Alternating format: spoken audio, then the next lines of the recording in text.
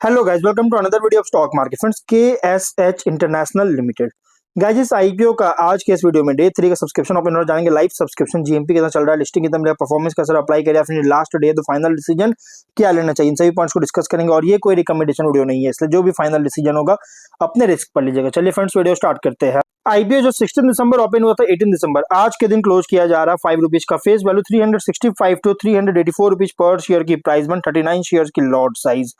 अब अगर हम बात करें इस कंपनी का, यहाँ पे अगर देखिएगा तो fresh capital offer for sale दोनों का कॉम्बिनेशन है। Book build IPO BSc NSC दोनों एक्सचेंज में लिस्टिंग होने जा रहा है। इशू साइज 710 करोड़ का, 1.8 करोड़ शेयर्स का इशू किया गया है, जिसमें से फ्रेश कैपिटल 420 करोड़ का, ऑफर फॉर सेल 290 करोड़ का किया जा रहा है।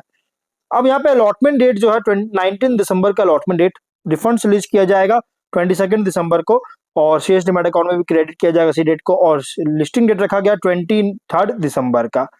अगर हम यहाँ बात करें गाइस, ऑफर जो दिया गया है QIB एंकर इंक्लूड नहीं करेंगे, ऑलरेडी एलोकेट हो चुका है। 20% का, बिग एचएनआई 10%, स्मॉल एचएनआई 5 और रिटेल में 35% ऑफर दी गई है।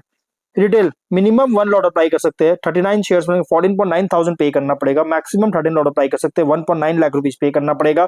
Small HNI minimum 14 lot apply कर सकते हैं, 2.1 लाख रुपीज पे करना पड़ेगा। मैक्सिमम 6 लॉट अप्लाई कर सकते हैं, 9.9 लाख रुपीज पे करना पड़ेगा। Big HNI minimum 67 lot apply कर सकते हैं, 10 लाख रुपीज पे करना पड़ेगा। अगर हम बात करें इस कंपनी के, यहाँ पे अगर देखा जाए कंपनी का एंकर से 213 करोड़ का फंड रेज कर चुकी है। अब सब्सक्रिप्शन की बात करते हैं। कंपनी में QIB सब्सक्राइब जो देखने को मिला है, अगर देखा जाए तो गाइज कंपनी का सब्सक्रिप्शन जो है QIB में, तो गाइज यहाँ पे QIB से सब्सक्राइब एकदम नहीं हुआ। QIB हमेशा लास्ट डे में अप्लाई करते हैं, जो कि लगभग 1638 शेयर्स का बीट किया और बहुत ही लो सब्सक्राइब 6 लाख का, मतलब एकदम नहीं सब्सक्राइब बिल्कुल नहीं हुआ। बिग एचएनआई 7% का, 1.3 लाख शेयर्स का बीट किया, 5 करोड़ का। स्मॉल एचएनआई 26% का, 2.4 लाख शेयर्स का बीट किया, 9.2 करोड़ का। रिटेल में 50% सब्सक्राइब किया, 32.3 लाख शेयर्स का बीट किया, 124 करोड़ का। मतलब QIB सब्सक्राइब तो बिल्कुल नहीं हुआ, लेकिन बिग एचएनआई स्मॉल एचएनआई में बहुत ही नेग्लिजिबल सब्सक्राइब देखने को मिल रहा है, बहुत ही लो सब्सक्राइब देखने को मिल रही है। अगर हम बात करेंगे इस कंपनी के जीएमपी को लेकर, तो कंपनी का जो जीएमपी ट्रेड कर रहा है, लगभग इसका जीएमपी 0 रुपीज का, जहां इसका 6 रुपीज का जीएमपी इंक्रीज हुआ था, अब 0 रुपीज पे आ गया, विच मीन कंपनी फ्लैट या तो डिस्काउंट लिस्टिंग कर सकती है।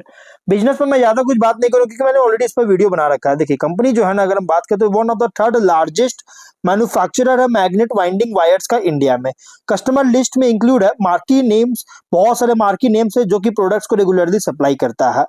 अब अगर फाइनेंशियल देखा जाए तो 25 में 39% रेवेन्यू, 82% प्रॉफिट है, जो कि 1938 करोड़ का रेवेन्यू, 68 करोड़ का प्रॉफिट। फर्स्ट क्वार्टर में 562 करोड़ का रेवेन्यू, 22.7 करोड़ का प्रॉफिट है, जो कि लगातार कंसिस्टेंटली इसका फाइनेंशियल भी इंक्रीज करता हुआ देखने को मिल रहा है। Top and bottom line stable growth है, प्लस एक्सपोर्ट वॉल्यूम भी ईयर ऑन ईयर ग्रो कर रही है, ग्रो कर चुका है, जिससे मार्च जो शेयर है, आगे शेयर जो है इसका मार्केट शेयर इंक्रीज करने का एम है, इंक्रीज कर सकता है। रेशियोज में ROE RONW 22.8% और ROC 16.6%, debt to equity 1.17 time, PAT EBITDA margin 3.5 6.3%, PB और P रेशियो 7.3 और 32.1 टाइम का, promoter holding 98.4%, issue post issue 71.3% का। ऑब्जेक्टिव क्या है, तो कंपनी लोन रिपेमेंट करना चाहता है, 2 प्लांट है, इस पर एक नया मशीनरी सेटअप करने के लिए परचेज करना चाहती है। सुपर फैसिलिटी में पावर जनरेशन के लिए solar power, roof top solar power plant का सेटअप में परचेज करना चाहती है। जनरल कॉर्पोरेट पर्पस के लिए फंडिंग चार्ज के लिए आईपीओ लेकर आया। तो ओवरऑल जो आईपीओ का प्राइस जो रखा गया, प्राइस बैंड जो रखा गया, फुल्ली प्राइस्ड आईपीओ रखी गई है। अब अगर हम कुछ और इसके पॉइंट्स की बात करें, तो वैसे कॉम्पिटिटर है प्रेसिशन वायर्स इंडिया, राम रत्न वायर्स लिमिटेड, ये दोनों इसके कॉम्पिटिटर सेम बिजनेस करता है। आप यहाँ पे कंपेयर कर सकते हैं जीपीएस, एनएवी, ROE, PE और PB रेशियो। अब अगर हम बात करें यहाँ पे कंपनी मेनली डिपेंडेंट है डोमेस्टिक पर। देखिए पहले कंपनी का 23 में 53% का डोमेस्टिक रेवेन्यू जनरेट करता था, बट इस बार 65.9 मतलब लगभग 66% का रेवेन्यू डोमेस्टिक से जनरेट कर रहा है। डोमेस्टिक पर डिपेंडेंस बहुत ज्यादा है अगर देखा जाए तो। अब यहाँ फ्यूचर की बात करेंगे तो इंडिया का जो electric wires and cables market जो होगा, 11% CAGR साथ ग्रोथ करने का एस्टिमेट बताया जा रहा है 28 फाइनेंशियल ईयर तक, और एक्सपोर्ट जो होगा लगभग 12.8% CAGR साथ ग्रोथ करने का एस्टिमेट बताया जा रहा है। वहीं अगर हम जो इंडिया का जो स्टैंडर्ड मैग्नेट वाइंडिंग वायर्स है मार्केट जो है, by value 5.3% CAGR, by volume 4.8% CAGR साथ ग्रोथ करने का एस्टिमेट है। और यही जो है so Indian speciality magnet winding wires जो मार्केट है, बाई वैल्यू 4.5% और वाई वॉल्यूम 4.7% CAGR के साथ ग्रोथ करने का एस्टिमेट बताया जा रहा है, यहाँ पे एनालिस्ट का मानना है।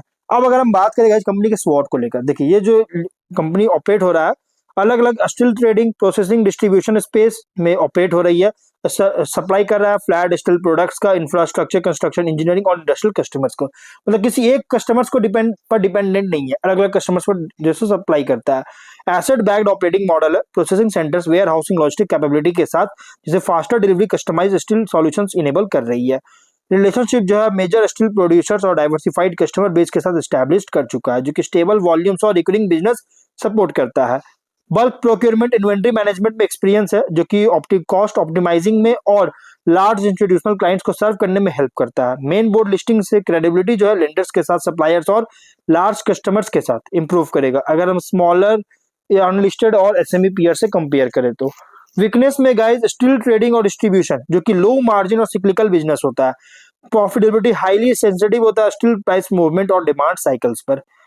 और कम वर्किंग कैपिटल इंटेंसिव ऑपरेशन, जो कि इन्वेंट्री होल्डिंग, रिसीवेबल्स जो कि रिक्वायर होगा टाइट कैश फ्लो डिसिप्लिन को लेकर। प्राइसिंग पावर जो है, जब से स्टील कमोडिटी प्रोडक्ट और बन चुका है और कंपटीशन इंटेंस होने के कारण प्राइसिंग पावर लिमिटेड देखने को मिल रहा है। अर्निंग्स फ्लक्चुएट कर सकता है शार्पली जब स्टील प्राइस करेक्शन होता है या फिर डिमांड स्लो डाउन होता है, तब शार्पली जैसे फ्लक्चुएट कर सकता है। अपॉर्चुनिटी में अगर देखिएगा तो लॉन्ग टर्म आउटलुक स्ट्रॉन्ग है स्टील डिमांड के लिए। Infra spending, construction, capital goods और मैन्युफैक्चरिंग ग्रोथ होने के कारण, और कंपनी जैसे वैल्यू एडेड प्रोसेसिंग सर्विसेज में भी एक्सपैंड करने का स्कोप रख रहा है, जिससे कंपनी मार्जिन्स को इंप्रूव करेगा प्योर ट्रेडिंग के अलावे।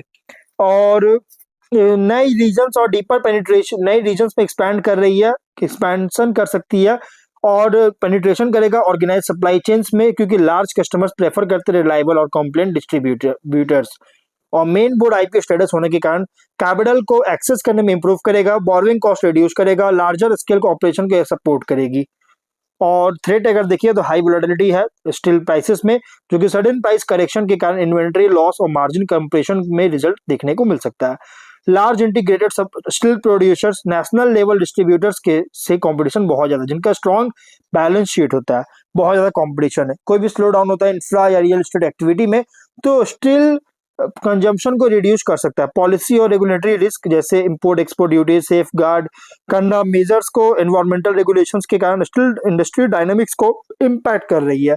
मैक्रो इकोनॉमिक रिस्क, जिससे कंस्ट्रक्शन और इंडस्ट्रियल इन्वेस्टमेंट साइकिल्स को अफेक्ट कर रही है, जिससे इस कंपनी को डायरेक्टली अफेक्ट करेगा। पीयर कॉन्टेक्स्ट में अगर देखिए लार्ज कंपनी से कंपेयर करें, लार्ज डिस्ट्रीब्यूटर से कंपेयर करेंगे तो एक मिड साइज है लेकिन बहुत ज्यादा अगाइल भी है। फोकस है प्रोसेसिंग और कस्टमर स्पेसिफिक सॉल्यूशंस पर, क्योंकि किसी एक बल्क ट्रेडिंग पर जैसे डिपेंड नहीं करता। अनऑर्गेनाइज्ड रीजनल ट्रेडर से कंपेयर करें तो कंपनी को जो स्केल, कॉम्प्लियंस, प्रोसेसिंग कैपेबिलिटी और मेन बोर्ड क्रेडिबिलिटी से बेनिफिट मिलता है, जिससे एक बेटर पोजीशन अपने आप को बना रखा है, क्रिएट कर रखा है, जिससे इंस्टीट्यूशनल क्लाइंट्स को सर्व कर सके। और main board steel production display होने main board steel production steel distribution play होने के कारण इसका जो व्यू है सिक्लिकल बिजनेस है, जहां परफॉर्मेंस डिपेंड करता है डिमांड साइकिल, इन्वेंट्री डिसिप्लिन और एग्जीक्यूशन पर, क्योंकि इसमें लॉन्ग टर्म प्राइसिंग पावर उतना ज्यादा डिपेंड नहीं करता। और इसलिए थोड़ा रिस्की तो है। अगर आप इसमें जो भी फाइनल डिसीजन लिया अपने रिस्क पर लीजिएगा, medium to long term consider कर सकते हैं। Fully priced IPO, final decision अपने रिस्क पर लीजिएगा। ये कोई रिकमेंडेशन वीडियो नहीं है, तो मिलता है नेक्स्ट वीडियो में। Till then bye bye.